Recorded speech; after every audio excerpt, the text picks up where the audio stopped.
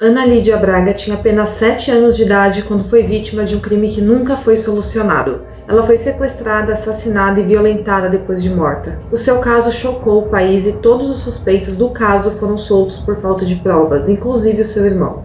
Até hoje se pergunta quem matou Ana Lídia.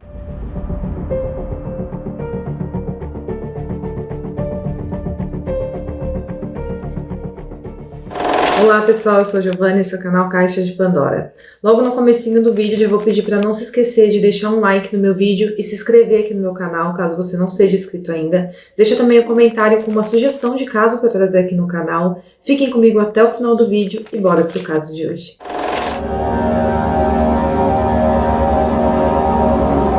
O caso de hoje ocorreu há 50 anos atrás, em 1973, e foi um dos crimes mais chocantes da cidade de Brasília. Tudo começou numa tarde de terça-feira aparentemente comum, no dia 11 de setembro. A Heloísa Braga e o Álvaro Braga, naquela manhã, levaram sua filha caçula, chamada Ana Lídia, de 7 anos, para a escola, como era de costume eles fazerem. Na época, Ana Lídia também fazia aulas de piano depois da escola. E ela era conhecida por ser bastante talentosa na música, apesar de ser uma criança de apenas 7 anos de idade. A família Braga era composta por 5 membros. A Heloísa Braga e o Álvaro Braga, que eram casados há mais de 20 anos e eram pais de 3 filhos. A mais velha dos irmãos era a Cristina Braga, que na época do crime tinha cerca de 21 anos. Tinha também o filho do meio, que era o Álvaro Henrique Braga. Ele era apenas alguns anos mais novo do que a sua irmã mais velha. Ele tinha 18 anos na época. E ele já estava na faculdade. E a filha caçula, que era Ana Lídia. E por ser a mais nova, ela sempre foi muito protegida pelos seus pais e pelos seus irmãos. Os pais da Ana Lídia, eles eram servidores públicos e a família era de classe média. E para esse caso, as peças mais importantes são a Ana Lídia, que é a vítima, o Álvaro Henrique, o seu irmão do meio, que a propósito se tornou um dos principais suspeitos de ter sequestrado a própria irmã. Então naquele dia 11 de setembro, os pais da menina levaram ela até a escola e depois foram trabalhar. E mais tarde, uma das empregadas da família, chamada Rosa da Conceição Santana, foi buscar a Ana Lídia às 4 horas da tarde no colégio. Em seguida, ela iria levar a menina para aula de piano. Porém, quando a Rosa chegou na escola, saíram todas as crianças menos a Ana Lídia. E foi quando ela descobriu, pela diretora do colégio, que a Ana Lídia tinha faltado na aula naquele dia. Uma das professoras ligou para a Heloísa Braga, para a mãe da Ana Lídia, para perguntar da filha. E a Heloísa confirmou que tinha levado a filha na escola e deixado a menina na porta da escola. Mas a professora falou que a Ana Lídia não havia comparecido na aula naquela manhã. Logo, a Heloísa e o Álvaro começam a fazer as buscas pela filha desaparecida. Eles vão até a casa deles para ver se a menina tinha aparecido por lá, mas ela não estava. Depois eles fizeram buscas pelos arredores da escola, pelos bairros próximos, mas nada foi encontrado. O Álvaro, o irmão dela, estava em casa naquele dia com a namorada dele, e eles também ajudaram nas buscas. Depois de fazer várias buscas e não ter encontrado nada, às 5 da tarde a Heloísa entra em contato com a polícia e o caso começa a ser investigado. Segundo algumas testemunhas que a polícia ouviu como um dos funcionários da escola, que era jardineiro, Ana Lídia chegou no colégio de carro com os pais dela e ela estava sentada sozinha no banco de trás do carro quando foi deixada na escola. Ele conta que ela desceu do carro e foi até a porta da escola. E após os pais dela irem embora, chegou, segundo esse jardineiro, um homem branco, alto e de cabelo comprido e loiro, e que estava usando calça verde oliva. Esse homem teria conversado com a Ana Lídia e levou ela embora. Segundo essa testemunha, a Ana Lídia foi embora com esse rapaz por livre e espontânea vontade, sem precisar ser forçada. Então o que parecia era que ela conhecia esse homem, por isso que ela não teve qualquer resistência para ir embora com ele. E a descrição desse rapaz que levou a Ana Lídia embora batia exatamente com a descrição do irmão dela, o Álvaro Henrique. Porém, uma outra testemunha que morava perto da escola disse para a polícia que tinha visto a Ana Lídia passando na frente da casa dela e que ela estava com um rapaz baixo, moreno e de cabelos cacheados. O menino de 9 anos também disse que tinha visto também a Ana Lídia com um rapaz com essas mesmas características e que esse rapaz a teria colocado dentro de um carro, que era um Fusca, e foi embora com ela. Quando a mãe da Ana Lídia ficou sabendo da suspeita contra o filho dela, contra o Álvaro, ela falou que na verdade seu filho estava dentro do carro, junto com eles, quando eles foram levar a menina na escola. E se isso fosse verdade, então era impossível o Álvaro ter buscado a irmã também. Mais tarde, no mesmo dia do desaparecimento, às 7h45 da noite, a polícia recebeu uma ligação do sequestrador da Ana Lídia. Na ligação, ele solicitou o valor de 2 milhões de cruzeiros para devolver a Ana Lídia. O delegado que atendeu o telefonema falou que a menina também foi colocada ao telefone e que ela estava gritando bastante, chorando e pedindo pela mãe dela. No dia seguinte ao sequestro, foi encontrado em um supermercado, em cima de um saco de arroz, um envelope escrito à mão. E dentro desse envelope tinha uma carta que tinha sido escrita à máquina. que se endereçava a Álvaro Braga, que era o pai da Ana Lídia. A carta dizia o seguinte: como o senhor já sabe, a respeito da sua filhinha que está conosco, ela está passando bem.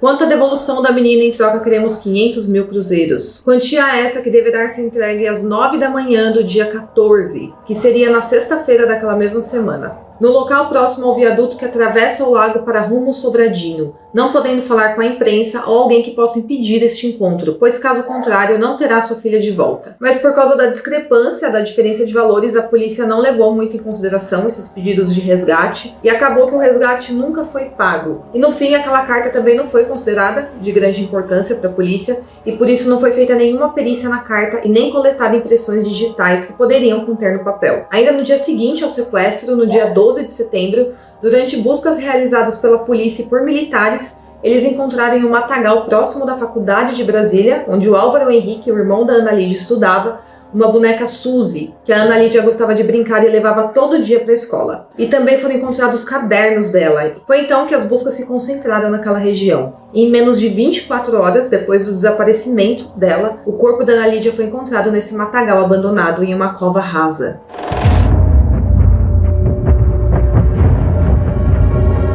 Quando o corpo da Ana Lídia foi encontrado, ela estava nua e de bruços, com o rosto virado para baixo, quase que enterrado na terra. Os seus cabelos também estavam completamente picotados, eles tinham sido cortados bem rentes à raiz, e seu corpo tinha machucados e escoriações que indicavam que ela tinha sido arrastada pelo local e que possivelmente tinha sido brutalmente torturada. Segundo os legistas que analisaram o corpo da Ana Lídia, ela havia sido morta por asfixia e que depois de morta ela tinha sido abusada. Foi encontrado também no local, além dos cabelos cortados da menina, 2 camisinhas usadas e marcas de pneu de uma moto. Durante a investigação da polícia, a mídia começou a repercutir bastante sobre a descoberta de que o Álvaro Henrique estava envolvido com tráfico de drogas, junto com um homem chamado Raimundo Duque, de 30 anos na época. Logo foram levantadas suspeitas de que os dois teriam feito um suposto sequestro da Ana Lídia, porque eles precisavam pagar uma dívida de droga que eles tinham com traficantes. O Raimundo Duque era também um funcionário público que trabalhava com os pais da Ana Lídia, mais especificamente com a mãe dela. Foi confirmado que o Raimundo Duque era sim um viciado em drogas nessa época e que era um colega muito próximo da Heloísa, falado que ele era tipo um protegido dela. E um ponto que levantou ainda mais suspeitas é que depois da Ana Lídia ser encontrada morta, o Raimundo Duque fugiu do estado e passou meses fugindo de cidade em cidade.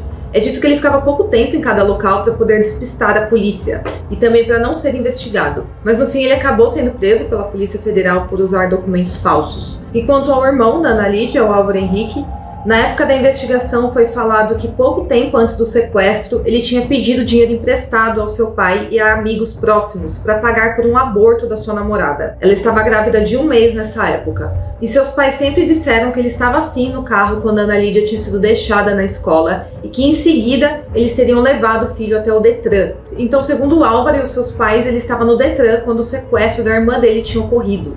Mas na época não foram encontrados registros de que o Álvaro Henrique tivesse realmente estado no Detran na tarde do sequestro. O funcionário da escola continuou dizendo para a polícia que era sim o Álvaro que tinha buscado a irmã na escola no dia do sequestro e que o Álvaro não estava no carro dos pais quando deixaram a Ana Lídia na escola.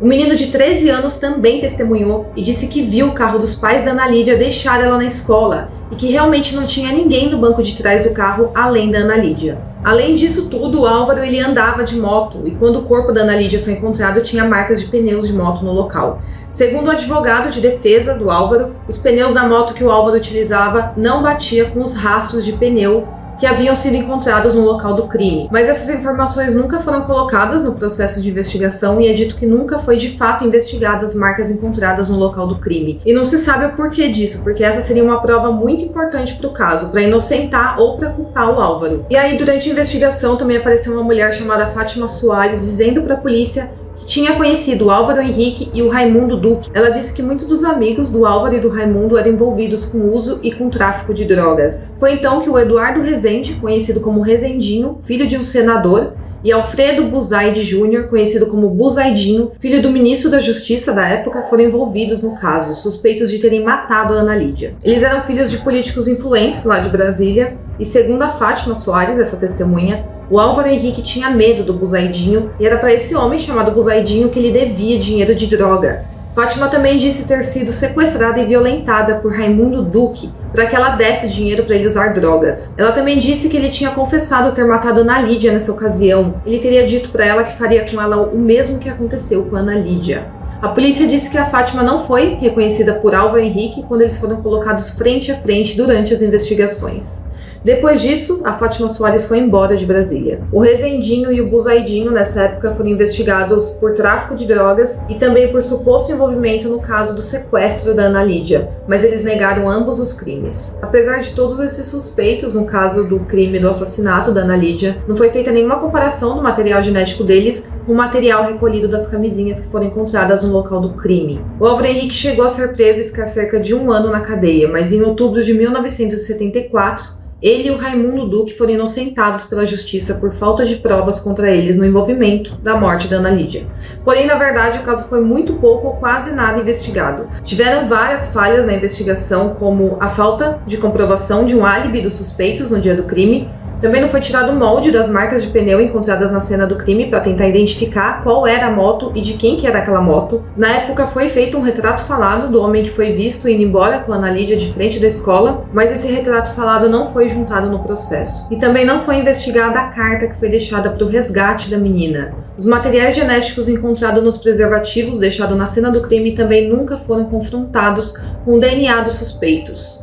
Então, assim, tinha várias provas, mas nada foi investigado a fundo.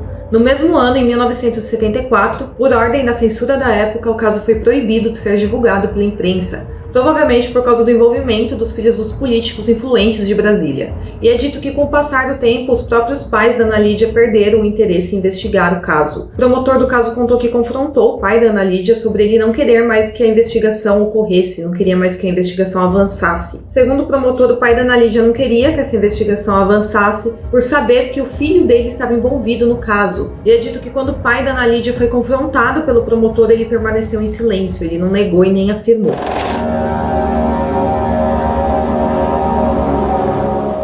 Ana Lídia foi sepultada no cemitério Campo da Esperança na quinta-feira, um dia antes da data em que os sequestradores queriam fazer a troca do dinheiro pela vida dela. O seu túmulo é visitado até hoje por muitas pessoas que acreditam que ela possa realizar milagres. Em homenagem a Ana Lídia, hoje existe um parque com o nome dela em Brasília.